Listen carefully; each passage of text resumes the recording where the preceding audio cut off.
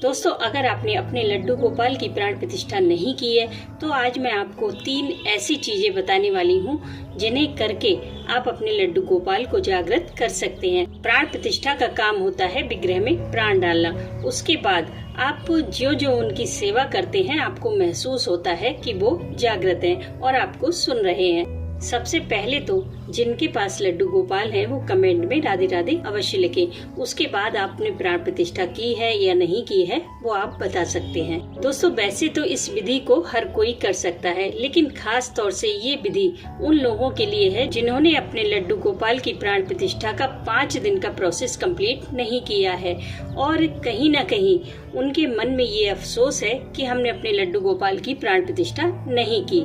अब कारण चाहे जो भी रहा हो, लेकिन बाद में प्राण प्रतिष्ठा करना बहुत मुश्किल हो जाता है, क्योंकि हम अपने कान्हा को 5 दिन तो क्या 1 दिन भी देखे बिना नहीं रह सकते।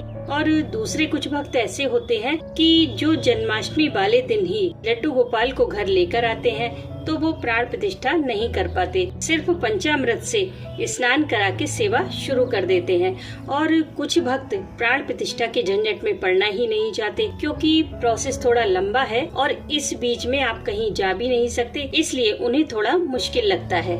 तो अगर आपने किसी भी वजह से प्राण प्रतिष्ठा नहीं की है तो आज मैं आपको 3 ऐसी चीजें बताने वाली हूँ जिसे करने के बाद आपको प्राण प्रतिष्ठा की कोई जरूरत नहीं है। लड्डू गोपाल आपके घर में 100% विराजित होंगे और ये आपको थोड़े दिनों के बाद महसूस भी होगा कि आपके लड्डू गोपाल अब जागृत हैं। लेकिन ये विधि आपको सिर्फ लड्डू गोपाल और राधा कृष्ण के विग्रह पर ही अप्लाई करनी है, बाकी और किसी विग्रह पर आप इसे नहीं कर सकते। उनकी प्राण प्रतिष्ठा का प्रोसेस दूसरा होता है। इस विधि में भाव का बड़ा महत्व है, इसलिए जब आपके मन में लड्डू गोपाल के प्रति प्रेम का भाव हो तभी आप इस विधि को करें, अन्यथा इस विधि को ना करें। और लड्डू गोपाल को आप तभी लेकर आए जब आपका खुद का मन हो उनकी सेवा करने का। किसी की देखा देखी अगर आप लेकर आएंगे तो आप ज्यादा दिन तक सेवा नहीं कर पाएंगे। इसलिए जब भी आप लड्डू गोपाल को घर लेकर आने के बारे में सोचें तो सबसे पहले खुद को इस बात के लिए अवश्य तैयार करें और घर का कोई भी एक सदस्य उनकी सेवा ले ले, ताकि उनकी सेवा प्रतिदिन होती रहे। इस प्राण प्रतिष्ठा की विधि के लिए आपको चाहिए तुलसी की सूखी हुई लकड़ियाँ।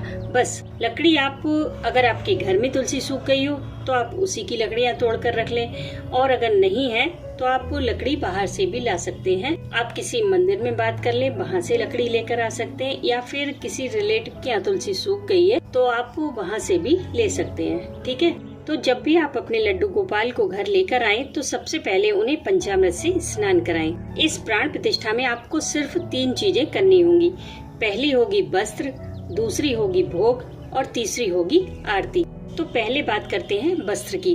दोस्तों, जब भी हम पहली बार लड्डू गोपाल को घर लेकर आते हैं तो हम उनके लिए एक से एक सुंदर, एक से एक महंगे वस्त्र खरीद कर लाते हैं, लेकिन दोस्तों उससे लड्डू गोपाल को कोई खुशी नहीं होती।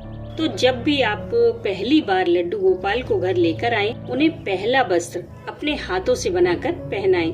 आप खुद देखेंगे कि आपको कितनी असीम शांति और खुशी मिल रही है। आपको खुद महसूस होगा कि लड्डू गोपाल उस ड्रेस को पहनकर कितने खुश हैं। अगर आपको ड्रेस बनानी नहीं आती तो आप YouTube पर देखकर ड्रेस बना सकते हैं, वहाँ पर बहुत इजीली ड्रेस बनाना सिखा देते हैं। आजकल मार्केट में बहुत सुंदर सुंदर लेस आती है, काफी सारा सजाने का सामान आता है, तो आप वो लाकर भी ड्रेस को सजा सकते हैं। एक बार आप ड्रेस बनाने का मन तो बनाइए, आगे का रास्ता तो लड्डू गोपाल आपको खुद दिखा देंगे। आपके हाथों से बनाई ड्रेस में वो इतने सुंदर लगेंगे कि मार्केट से लाई हर ड्रेस फेल हो जाएगी। और दूसरी बात करते हैं भोग की। भोग इस प्राण प्रतिष्ठा का अहम हिस्सा है। दोस्तों, भोग आपको अपने हाथों से बनाकर खिलाना है पहली बार, और इस भोग की इतनी महिमा शास्त्रों में बताई गई है कि इस तरह के बनाए गए भोग से ठाकुर जी हजारों वर्षों तक संतुष्ट रहते हैं। और इस भोग को खाने के लिए वो हमेशा अपने भक्त के घर में रहने को भी तैयार हो जाते हैं। ये भोग आपको थोड़ा स्पेशल तरीके से बनाना है। इसके लिए आपको छोटा सा एक चूल्हा बनाना है। अगर आप चूल्हा ना बना सके तो आप 2 ईंटें रखकर भी काम चला सकते हैं। लेकिन मैं आपको यही सजेस्ट करूंगी कि आप एक छोटा सा चूल्हा बना लें, क्योंकि इस भोग की महिमा को देखकर आप इसे बार बार बनाना चाहेंगे। इसलिए आप एक छोटा सा चूल्हा मिट्टी का बनाकर रख लें, जिस पर आप आराम से उनके लिए भोजन तैयार कर सकते हैं।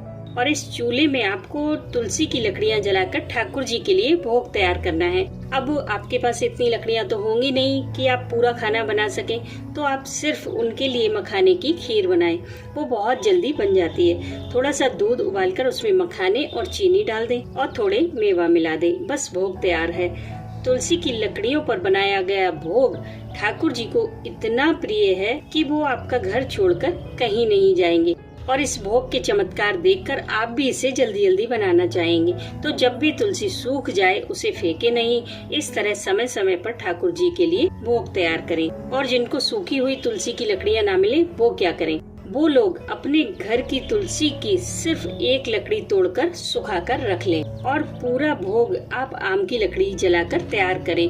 बस एक छोटा सा टुकड़ा तुलसी की लकड़ी का जरूर डाल दें, क्योंकि आपकी मजबूरी है, आपको तुलसी नहीं मिल पा रही है। अब तीसरी बात करते हैं आरती की।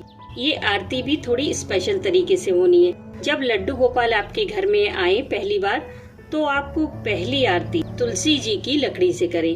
तुलसी की डंडी में रुई लगाकर बाती की शेप बना लें, फिर घी में डुबोकर इसे दिए में रखकर इससे आरती करें। यकीन माने हजारों आरतियों से भी ज्यादा महिमा इस एक आरती की बताई गई है। अगर आप इससे एक बार भी हरे कृष्ण महामंत्र बोलकर भी आरती करेंगे, तो भी आपको इसका बहुत ज्यादा पुण्य मिलेगा।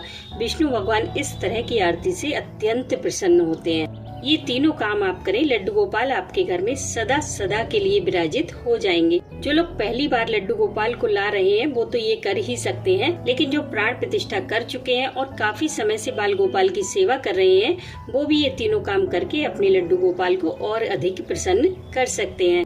दोस्तों, ये सारी चीजें आप एक बार नहीं बल्कि आप इन्हें बार बार कीजिए। जैसे कि एकादशी है या पूर्णिमा है या जन्माष्टमी है या कोई और बड़ा त्योहार है, उस पर भी आप ये तीनों काम करके अपने बाल गोपाल को बहुत प्रसन्न कर सकते हैं। जैसे कि आप किसी भी त्योहार पर उन्हें अपने हाथों से ड्रेस बनाकर पहनाएं, अपने हाथों से छोटे से चूल्हे पर खाना बनाकर खिलाएं और उनकी तुलसी की लकड़ी घी में डुबोकर उससे आरती करें।